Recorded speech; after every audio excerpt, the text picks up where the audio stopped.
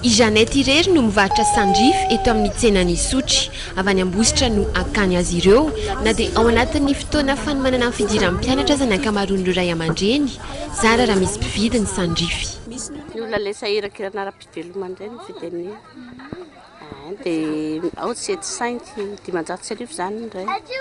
Dia olona 10 ao anatin'indray andro no vidy. Dia nitsy zany mba tahakany fefa vidiny. Tsy mateza loatra ny sandrify raha ny hevitry ny mpivarotra, mila fitandremana manokana. Tsy tsotra ihany koa ny bikany, antony heverin'ireo mpivarotra fa mety tsy mahasarika ny olona aminy. Ny rano zany tena tsy tian'ireny. Eo amin'ny tao hoe taona ray zany dia rovotra io. Raha tsy asiana anina zany, skoty amin'ny vodiny, asiana skoty amin'ny vodiny dia maty.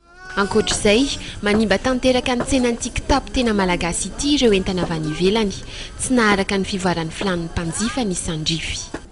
Ireny mahasarika ny olona fa ny sandrify tsy mahasarika ny olona raha hoe anaovana ho an'ny ankizy, raha hoe tena ankizy mianana. Ohatra ny miroborobo zany ilay zavatra avy any ivelany. Ny olona zany tia zavatra avy any ivelany. Nomen'ny olona anaram-bositra tahaka ny hoe le sabotsy mihitsy aza ny ankizy mpitondra ny kitapo sandrify.